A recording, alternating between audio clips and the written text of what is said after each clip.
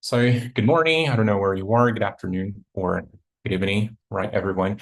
So basically, my name is Rafael. So I'm based in Lisbon, but I'm from São Paulo, Brazil. And today I'm very excited to share some findings from my study that basically explores how language, specifically the lexicon we use, can reveal the ethnic racial identity, like focusing on here Brazilian Portuguese speakers, right? This is a corpus linguistic study, so I hope that you can get some insights into how corpus linguists can help us understand a little bit of the language and help us analyze the language, right? So let's move. So in my research, basically to guide it, I posed forming questions, but the two key questions were questions 3 and 4 over here. Which are basically how much variation could be explained by the ethnic racial component of the speakers in the studied corpus, and to what extent can the ethnic racial component be predicted by the lexicon used in texts. Basically, here I am trying to find if there is variation in terms of the race when we look through the dimensions of the text. You're going to learn a little bit more of dimensions are.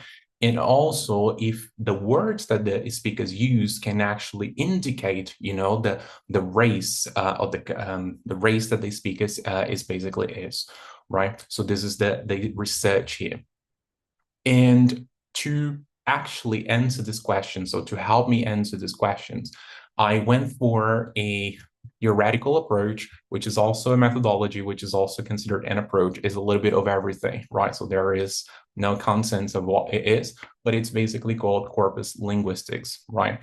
And it basically works with a large collections of natural language texts, right? So instead of analyzing a single text, we can look at patterns, of course, across hundreds and hundreds and hundreds of texts. So it's basically here, the corpus, it acts as a sample of real language in use, representing how people speak and write in a specific context here.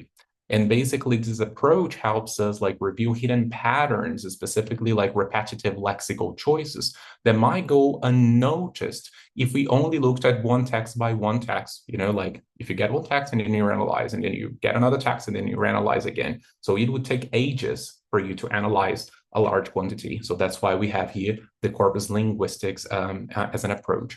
And one of the key concepts here is the Webster. According to BIBER, Webster is a variety of language shaped by the situation, okay? So the situation can be the Twitter, it can be the email, it can be YouTube. So it can be the situation in which the speaker is actually using the language. So it includes the speaker's purpose, the relationship with the listener, the context of the interaction. So everything is taken into consideration when we actually call something a Webster. And this theoretical framework is basically supported by many different researchers.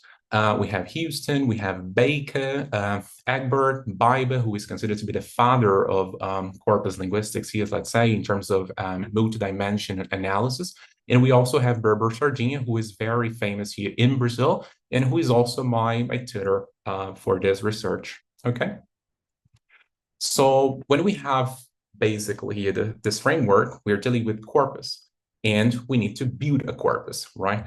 And I built one, and this is called CRER, which is basically stands for Corpus of Ethnic Racial Registers, or in Portuguese, Corpus de Registros Étnico-Raciais, right? It includes 788 texts in Brazilian Portuguese, all examples of real language in use, and then they are oral, spoken language, right? So not written. And the texts are basically classified into white. So we have 350 text classifies into the white ethnic racial component. And we also have 438 classified as Black, the ethnical component here. As you can also see, they are balanced in terms of female and male, so this corpus.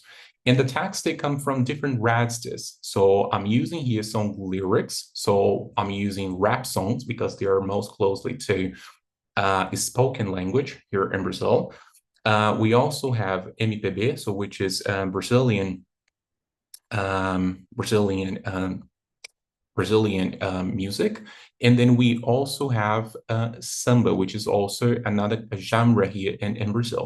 We also have vlogs, so video blogs, very kind of popular. So, YouTube's, like TikToks and everyone who makes like video blogs. And we also have oral life narratives. So there is a museum in Brazil dedicated to people to record like themselves, and then they upload the video into this museum just telling their stories. So they just share whatever they want to. So these are the three different registers here that I'm dealing with in my corpus. So in total, this corpus includes around 260,000 words that we actually analyze, not all of them, but this is kind of like quite a big corpus, let's say, but there are even like bigger and bigger ones when it comes to analyzing language and everything. Okay, so once we have like this, you might be wondering, right? So, Rafael, how did you classify the speakers as black and white? Because this is very sensitive in terms of how can I say if the person is black or white, right? Especially here in Brazil, where we have like a mixed of all, like nationalities, let's say. So how can I say that? So since the corpus didn't include self-identification, which means like me saying I am white, I am black, or I am that color of race, I use the external perception, which is called heteroattribution, which is very common here in Brazil. Once race and color here, right, it's basically interchangeably used, because we usually here use in Brazil color to determine the race and vice versa, okay? And there is a study here for a government company in Brazil, which basically tells that it's very commonly done in terms of self-attributing and attributed externally as well. So people in Brazil can go in and say like, oh, I am not white, I am actually this. If you can prove somehow, like you can change your status in terms of race and color in your ID. So that's why there's this mix of self-attributed and attributed externally. And you might be wondering as well, so, okay, so why not using both then? Because I don't have access to all these speakers. The 780 texts that I have, they belong to different people. Each text is one person, basically. So I wouldn't have access to 700 people and say like, can you please tell me if you're white or black, or if you consider yourself as white or black? So this data wouldn't be available for everyone, okay? And one important inflection here is that self or external identification are subjective somehow, but there is a person called Osorio, and he's very famous for researching racial classifications in Brazil. He says that even though it's subject, it's still meaningful, so we can still get insights from what it is, regardless of me self-attributing it or externally attributing it. Okay. In terms of corpus methodologies, once I collected that corpus, I tagged all the tags for parts of speech. When I say parts of speech, I basically say nouns, verbs, adjectives, and adverbs. I didn't do this manually. It was a script, a computer. So we designed the script, it runs, it classifies all the texts. And then we normalize all the words per 1,000 words for consistency. And then we have like a gigantic table in which we can analyze and use statistical softwares. Then I use two key methods. The first one was the lexical multidimension analysis to see how linguistic features vary across registers. So I could identify dominant themes in each groups. The text is basically here read by a computer script, and keywords are identified and grouped into factors. So just an explanation of what it is, basically we have the different texts, and then the computer says, well, we have A and B in this text, but we also have A and B in the second text. And then we have A and B in the text number 5. So they are related. So this is a factor. But then we have M and N, and then we have like this and this and that. And then, oh, this is contrasting. So basically this factor, we have these words, but it's contrasting with these words. So the computer does all of these analyses and then create factors for us, which we also call dimensions. And then it basically goes for, in terms of poles, we have like the positive and the negative. In other words, where some words appear in one pole, we don't have the other ones appearing in the other one. So that's why it's a contrast here. And the second methodology that we went for is the discriminant analysis, which helped us to test whether language could actually predict racial identity, right? So this is what I'm trying to find here. And together, these methods gave me a broad, layered view of how language varies and how and basically what that variation can reveal. Okay, I'm going to be talking about discriminant analysis a little bit later, so you can actually understand how it works. But let's focus a little bit more now here into the lexical dimension. So once we do all the analysis and everything through the lexical dimension analysis, we identify the dimensions, as I told you. And for this corpus, we identified 4 different dimensions. Each one reflects a different linguistic pattern across text. So for example, the dimension 1, it's basically words related to colloquial topics. The dimension number 2 is just basically a contrast between realism and also poetic romanticism, let's say. So it's just trying to show whether it uses a direct or factual tone or more artistic or more emotional one, you know?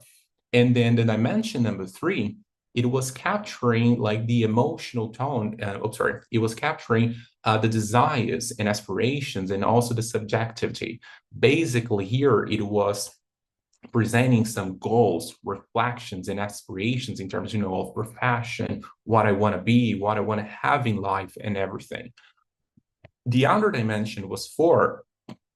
It was more about like feelings of sadness and of joys. So we have like this contrast of speakers expressing themselves between how they feel.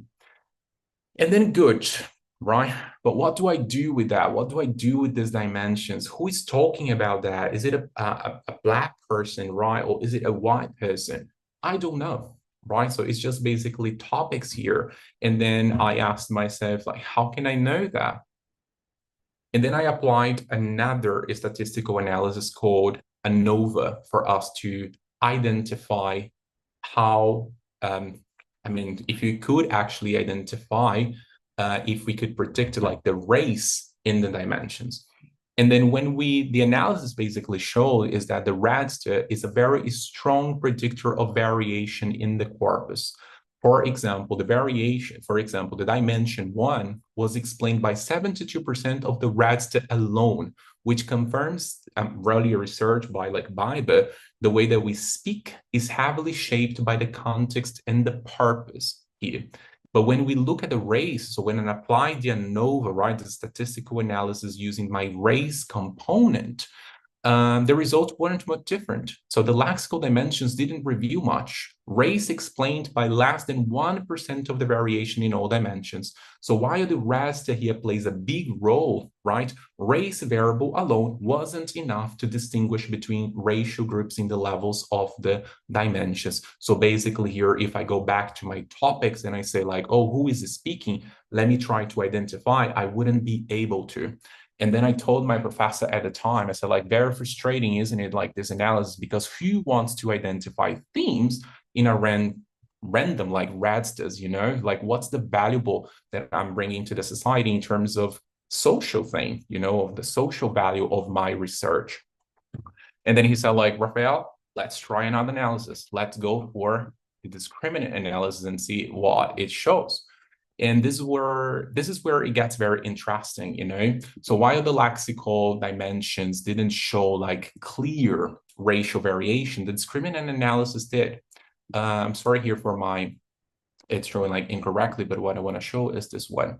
It showed like a high predictive accuracy here, over 80% for Black speakers and 72% for white speakers. So this is considered to be a very successful, because the baseline, the minimum here is 50% for this kind of analysis. So we got like 88%, which is 20% more, let's say.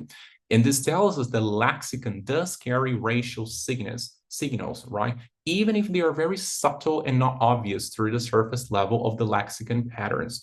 So how the discriminant works here, it basically gets all of my text, it generates key predictive words that we call lexical predictors for both race components. So that's why I had to classify my text into Black and white. Otherwise, I wouldn't have these predictors. And then it cross-validates. So it checks every single text. So it gets my words and then says like, let's go against this text. Do we have these words? No, so this is not black. So do we have those words? Oh yeah, so this is a black, so black speaker speaking here, right? Next text, and then it goes checking every single text and it classifies. If it finds a higher frequency, it classifies the text step for that component, right? And this kind of validation here that we go for is called cross-validation. It does 780 times plus all the other text. So you go one by one, multiple and multiple times until it classifies. And then we get like this, these results. And okay, once we have this, we have the lexical predictors, like the words that I told you about. And these are the words that we have. And what do we do with those words? We have racist, Bible, bisexual, capacity, disposition, difficult. They're not telling much us. Then the computer doesn't do much. I didn't have ChatGPT at the time. I had to read. And then I read, and then read many times in context to see what they were talking about. So I got the word, I went there and said, wow, this is connected to this. This is the word that they're talking about here. This is the topic that they're mentioning here. And by doing this analysis, we got like different topics, which is just basically analyzing the discourse. The first one here that we can say, when we read the words, for example, racist, coffin, massacre, prayer, fuck, reflect themes of racism, violence, and survival. So one term that stood out for me very much was the steel wool, which was basically used to describe the black hair of a person, you know, like showing how harmful the stereotypes appear in the everyday language for them, right? The second one here, we also had identity and resistancy as well. For words, for example, such as black, march, and speech, pointing out to resistance and affirmations, right? So these texts are more than the stories. They are like more of a testimony. So they are trying like to going for protests and saying like, I'm black. March was basically when we had protests in Brazil, and then they were explaining it and also connect to the United States that happened at the same time in everything. We also had other topics like identity integration. So being black is not like being fully embraced. So they have like this struggle. They have challenges in terms of expressing who they are because the different environments that they are in. And then when we shift a little bit more for the white speakers, we have those words here, bath, party, beautiful, no sense, and all the other ones that are just basically going for the everyday life and the leisure of them, right? So we have bath, party, bracelet, WhatsApp, basically talking about the everyday routines. We have the word swimming and YouTuber, just basically talking about how they want to be a swimmer or how they want to be a new YouTuber, you know, which showing basically here that they want to have that profession, which is a very contrast here to the Black speakers. We also have some emotional aspirations here as well. For example, the individual saying panic, loneliness, but this is not connected to, race at all, because when they mention the word white, it's not for them to talk about race or like the difficulties that they have in being white. It's just basically like the ordinariness of their daily lives, you know? So basically here, what we can get when we analyze all of these words, while the Black discourse is marked by the presence of race, resistance, and struggle, the white discourse is marked by absence, and the absence that makes the privilege so powerful here, right? It allows speakers to focus on their everyday lives without having to explain who they are, like we had here for the Black speakers. So this is a very unexpected discovery. In terms of the corpus was not selected to represent racism or discriminatory discourses, but yet we found very subtle and persistent traces of colonialism and exclusion here in terms of racial prejudice in the surface here. And then when you analyze a little bit more, so I would say that makes these analyses here is what makes language such a powerful mirror, right? Because it reflects the structures that we carry even when we are not like consciously trying to express them. So this is a mirror that we are holding up here. So as a final conclusion, Webster is a strong predictor, as we could see, but then the discriminant analysis can reveal a little bit more in terms of being Black, in terms of being white, in terms of your discourse.